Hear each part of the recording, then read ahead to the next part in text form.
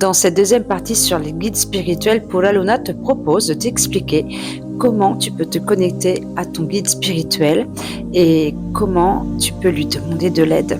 Rappelons que la mission des guides est de t'accompagner dans la tienne de mission. Mais rappelons aussi qu'ils n'interviennent que si on le leur demande.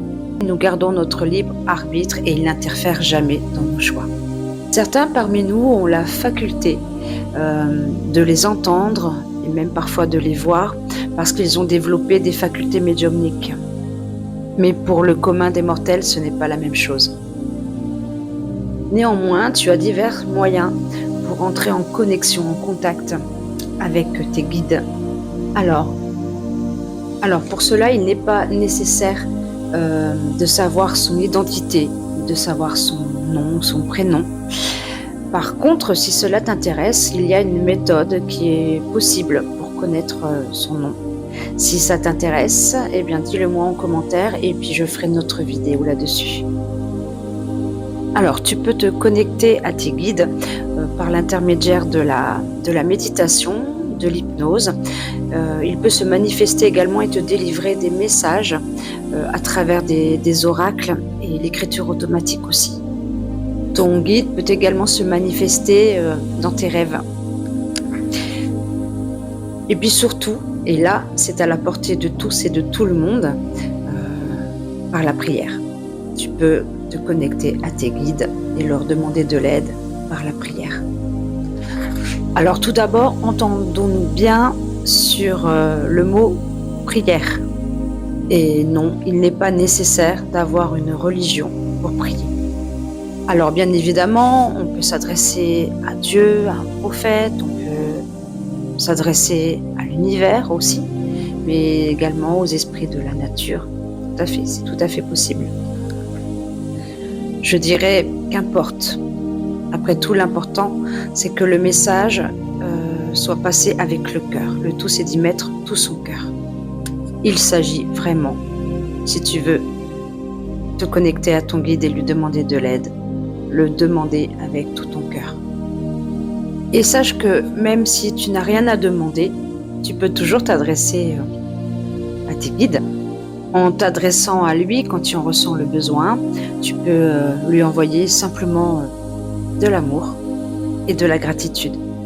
Alors, faut-il lui parler à haute voix ? Encore une fois, il n'y a rien d'obligatoire à cela. Tu fais comme tu le sens. De toute façon, il peut lire dans tes pensées, sache-le. Sache aussi que tu n'importuneras jamais ton guide. Au contraire, c'est sa mission de vie, de t'aider et de te guider. Demande-lui de t'envoyer des signes. Alors, si tu n'es pas médium, il y a peu de chances que tu aies directement des réponses concrètes à ta demande. Mais ton guide peut t'envoyer des signes, des synchronicités. Un arc-en-ciel, des heures miroirs, une plume. Demande-lui de t'envoyer des signes. Il est possible également qu'il se manifeste au travers des paroles d'une chanson ou encore d'une intuition. Tu sais, cette petite voix intérieure qui te dit « fais pas ci, n'y va pas, fais pas ça ». Alors, est-ce que tu peux demander à ton guide de gagner au loto ? À mon avis, il y a peu de chances que ton vœu soit exaucé.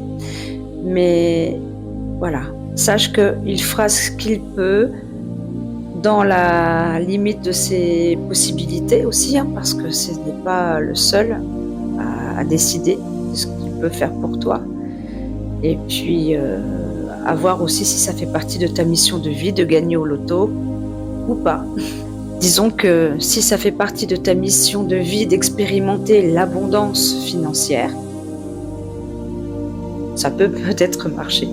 Voilà pour cette deuxième partie. J'espère que ça t'a plu. N'hésite pas à nous le dire ou à poser des questions en commentaire. Et puis, dites-moi aussi tous si ça vous intéresse de connaître la méthode pour savoir son nom, même si, je vous le rappelle, c'est vraiment pas nécessaire. Mais je sais que ça peut être intéressant pour certains de faire cet exercice. Voilà. Il suffit de me le dire et puis je ferai une troisième partie. Voilà. Allez, je vous embrasse tous. Prenez soin de vous. Bisous.